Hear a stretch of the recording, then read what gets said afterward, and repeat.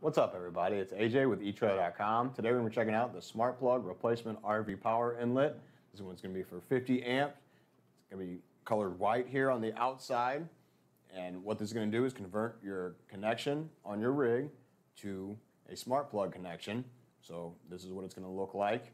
It's going to use these cords. So instead of the normal push in and turn to lock into place, sometimes those don't always work like they're supposed to. It can be difficult. Maybe in the dark you can't match it up quite right and not sure which way or how to turn it. Like I've had my issues with certain rigs around here getting it installed. This is far easier just by looking at it. You can see it's a certain shape, so you know to grab that plug and how to insert it here. You also have the flat prongs on the inside, so that's going to be a little bit different. It's not curved, which is actually going to be better because the straight inlet pins maximize the electrical transfer with 20 times more contact than the curved design.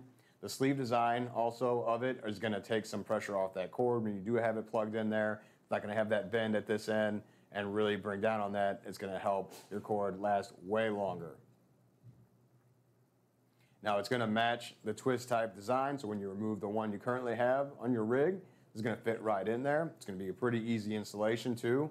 You have the color coded spots here, so you know once you've pulled this out and you have to attach those cables in there, you cut that, you do the wiring, it's going to go in each one of these color coded, and you get the Allen wrench to go with it. You just tighten down the wires, each one of these spots.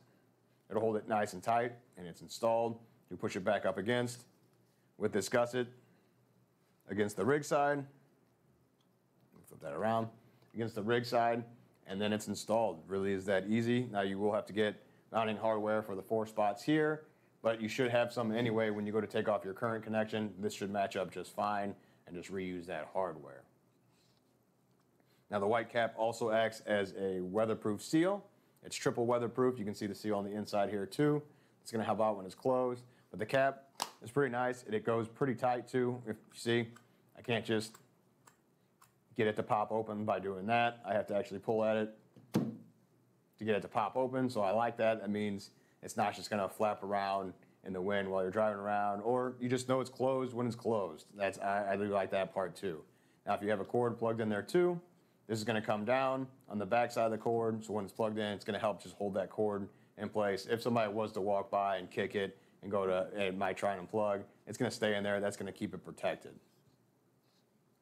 Overall, I think it's a great system. I think it's better than the put in and turn design. It's like way easier to plug this cord in. It also has those clips on the side. When you do get that cord that's sold separately, it's going to clip in right here on these points. Just really locked in there. I don't have to worry about it coming unplugged on its own. It's got an amperage of 50 amps and a voltage of 125/250 volts. I think that about does it. Thanks for hanging out, and I hope this helped.